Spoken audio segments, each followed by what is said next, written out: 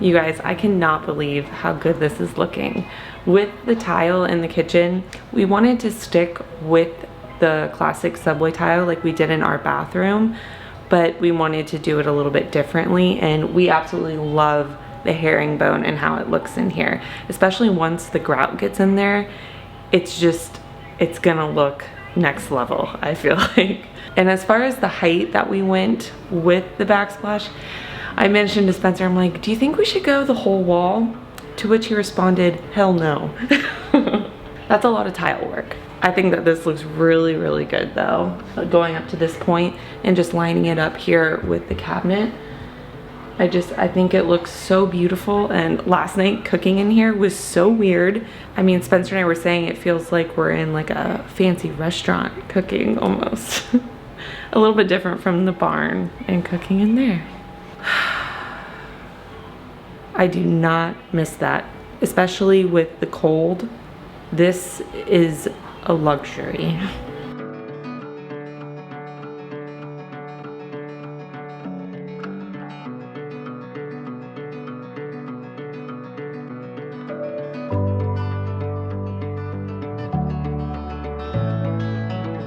This seriously looks so fancy.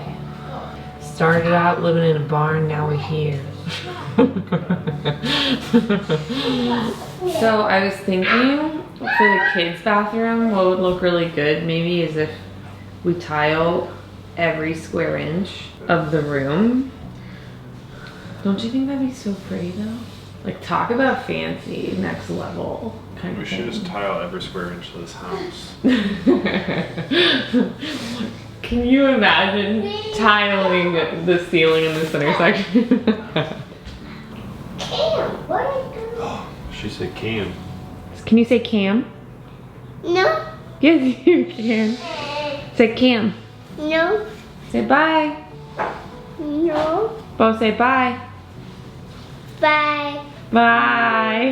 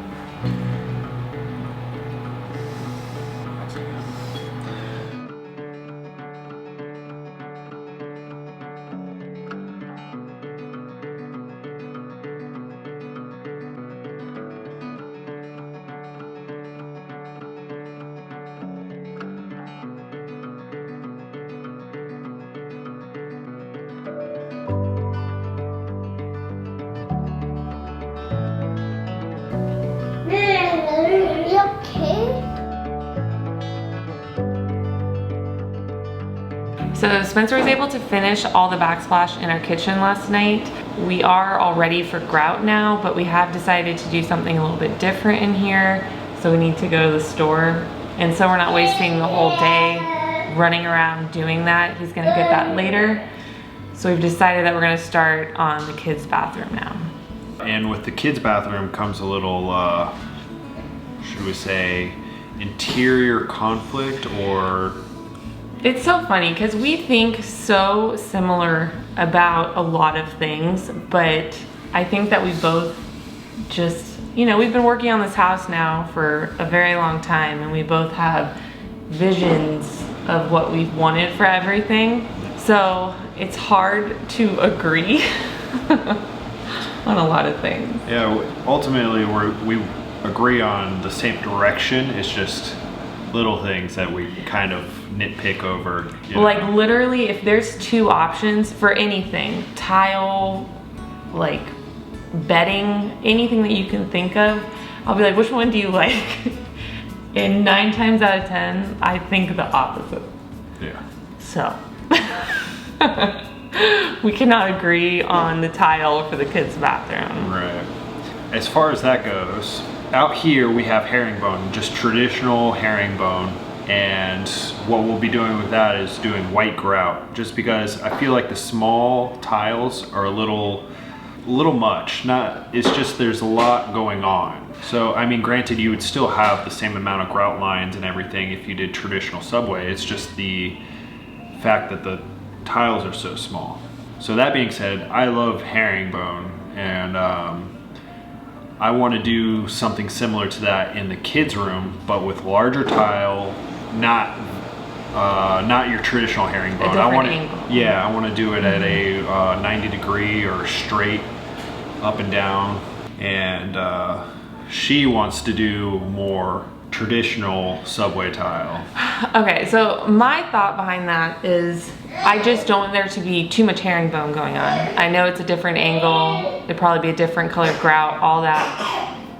I feel like less is more sometimes, and I like the simplicity of that subway tile. Like, I think our shower turned out awesome, and I like the idea of the kids' bathroom being similar, but almost a lesser version. But it is similar. Still using the same tile. You want to flip a coin? So what do we do? No herringbone. That's fine. Just do it. If it looks bad, I'll blame you. Like I said, I just worry it's gonna be too much herringbone, but, and I don't know technically if this is herringbone, but we also have our barn door in the living room. I'm just trying to explain where I'm coming from. That is not herringbone, that's just an arrow pointing down. I'm just saying, it just looks like a lot of arrows and... Ah! All right, let's do it. If it looks bad. That's the thing, I don't think it's gonna look bad. I know it will look good. It's just a matter of what looks slightly better for the circumstances based on this tile, that tile, all that. Yeah. I feel like we're going way too into depth with this. We are, but that's what happens when... This is what we do with everything. Yeah. I always just listen to my gut, right? So, when our guts don't align... I think you need to start taking probiotics because your gut's out of line. Alright, let's do the herringbone. This is generally what ends up happening is I just cave.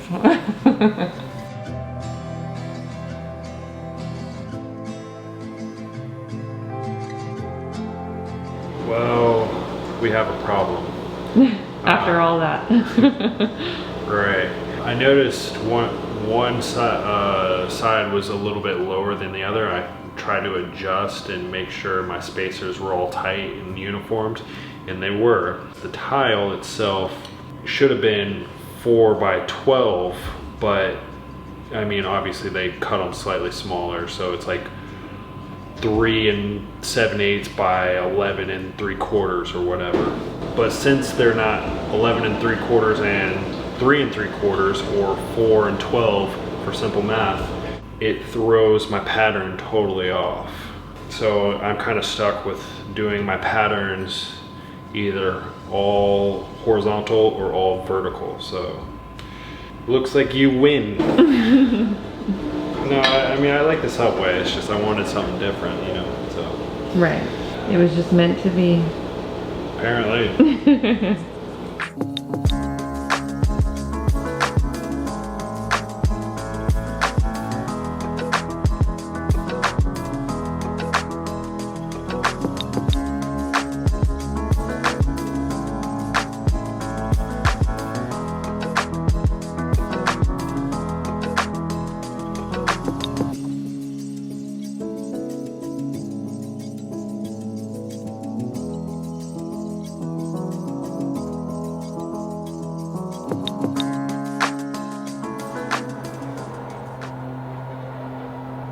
It's like our house is opening silence. So what's going on? I have a chronic problem with tiles falling off. It's just the mosaic tiles. I was gonna say, yeah, it's the mosaic. Yeah, because I think what the issue is, honestly, is back buttering. You're supposed to back butter normal tiles, and since if I back butter mosaic tiles, they would probably stick better, but then they fill all your grout lines like with mortar, and it's just a real pain in the butt to clean. So I think that's the issue. And from what I've read, it says it's not necessary to back butter mosaic tiles. I don't know. I'm not a tile professional, but mosaic tiles do not like to stick. Just going to put those 2 back on, and while those are drying, work on the kids' bathroom. And then once all that's done, we are ready for grout. He got that last night, and I am so excited to see how different it looks in here. I think it's gonna look so nice and bright and clean. I cannot wait. Oh, and that's kind of the reason why they were falling, or those 2 had fallen off. God. It's not sharp. This little grout scraper tool caused those 2 to pop off. And the reason why I have to be really extra precautious, not precautious, just like detail oriented with the grout lines is because the cement that we use, the mortar that we used is gray. They do make a white mortar, but we're anticipating doing gray throughout the house, and at last minute we changed to white, so you don't want to have any grout. You don't want to have any gray grout or gray mortar poking through your white grout, so.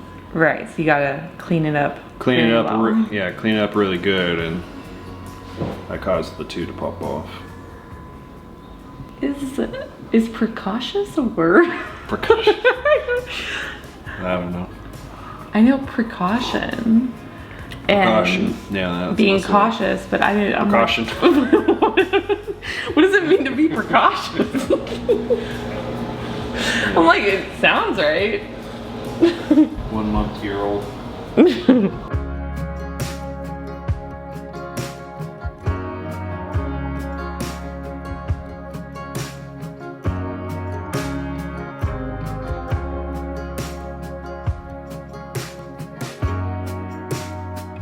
Your beard's coming in nice. I like the scrub. My problem with it is, well, 1, it gets crazy and then drives me nuts, but the grays.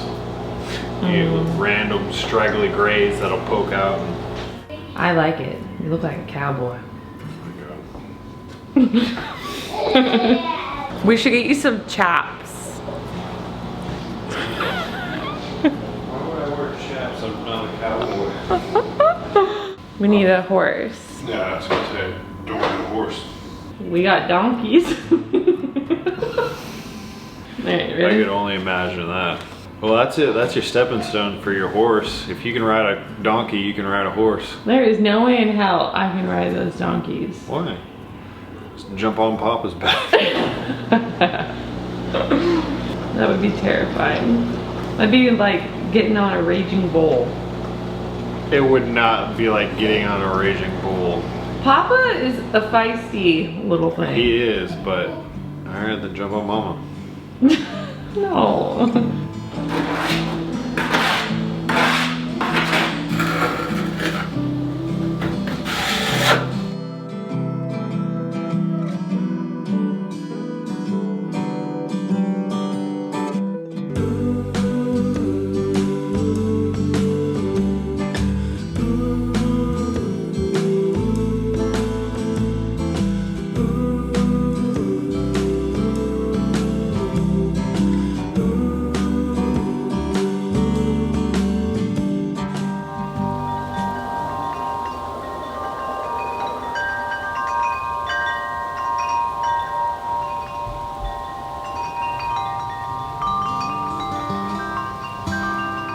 I cannot believe we're getting more snow.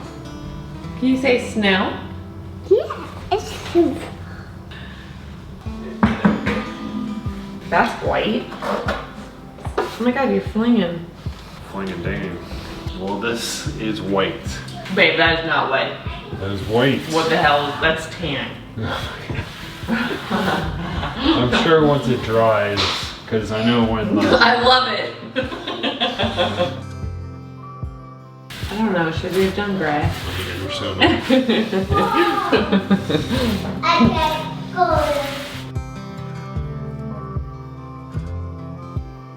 So do you love it yet? No. I'm gonna wait to judge it till it's done.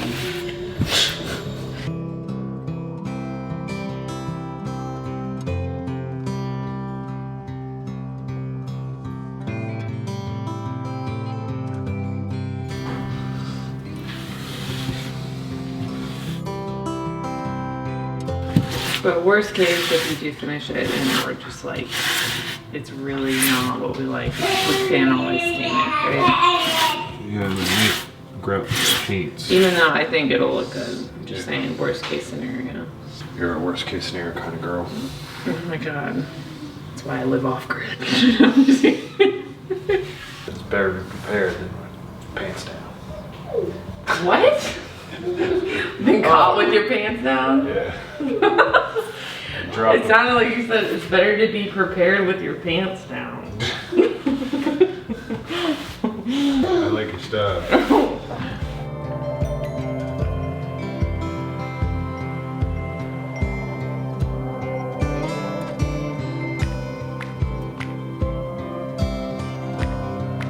I am so excited for this. Okay, so eventually Spencer and I plan on having a huge garden here. We would love to be able to grow most, if not all, of our own produce and just not have to go to the grocery store as much, right? That just sounds amazing. So what I would love to try to do, and what I'm going to attempt, is to grow some of my own greens. I've always wanted to do this. I don't know why it's taken me this long, but I'm going to try growing sprouts for the first time in my newly grouted kitchen. Doesn't it look so good? It's still drying, but we're very happy with the way it's looking so far.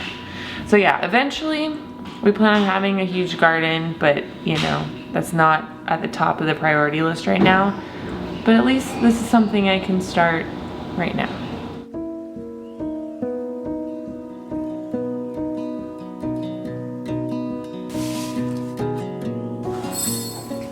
How many I can do. Ooh. Alfalfa! Oh, I'm so excited. I can't wait to see them grow.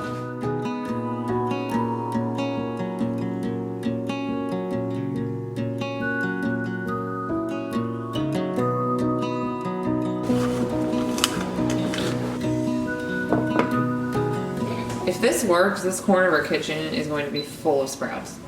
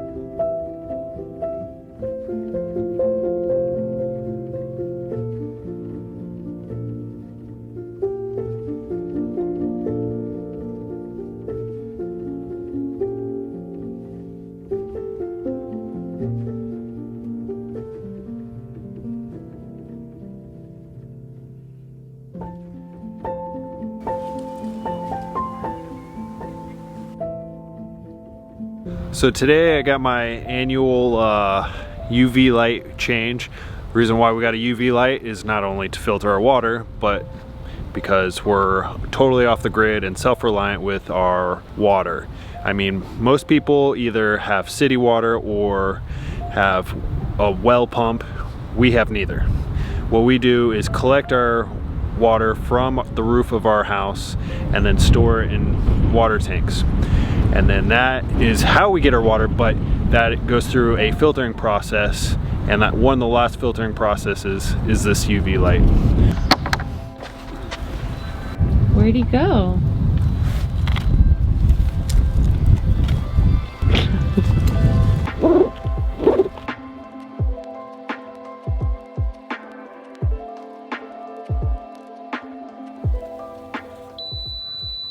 So as you can hear, our UV light, the control on it is beeping.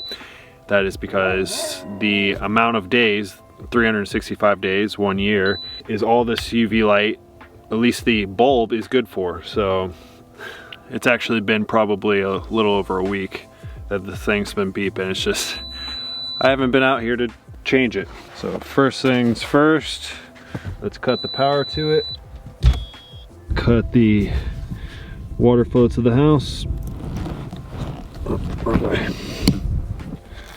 Close the valves. Then we can drain. Let's just close this one.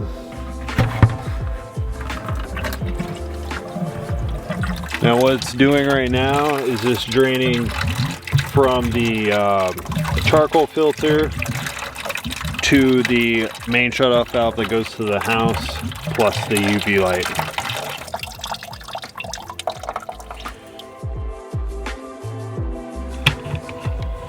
And the reason why I needed to drain it is because clearly you can see that I didn't need to drain it for just the UV light itself, or the bulb itself. Which, by the way, you can see it's starting to show its age. Still working though. It looks like the filament is still intact, but it was on its last leg.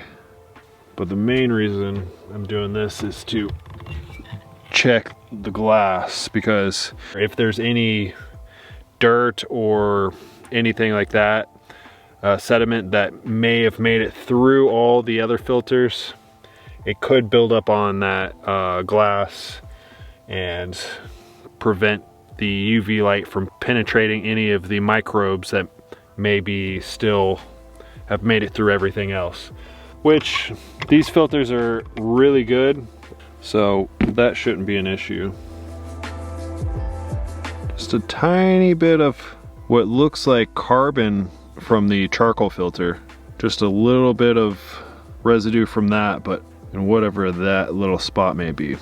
So just go ahead and clean this up and put it back together. All right, much better. Just a clean rag, wiped it down, any of the sediment, and all the sediment's going to be on the outside of the glass just because the bulb's here and all the water flows around the tube. So it's a pretty easy clean.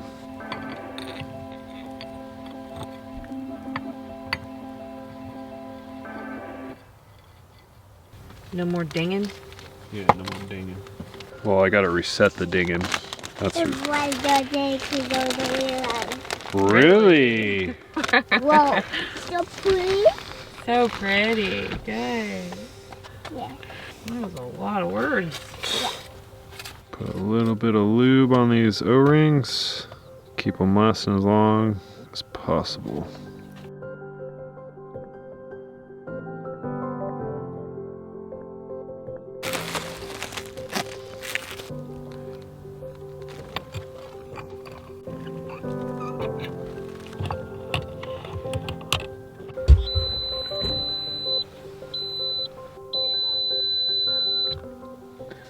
There we go.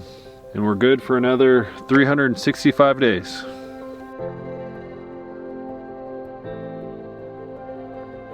All right, as I take shelter behind this pump house because the wind is just so crazy today, one other thing I gotta do is adjust the solar panel mounts. It's that time of year. I'm going to roughly adjust them for maybe 5 times a year. You know, it's just, it's cool. It makes a cool time lapse to see the solar panel mounts adjusted.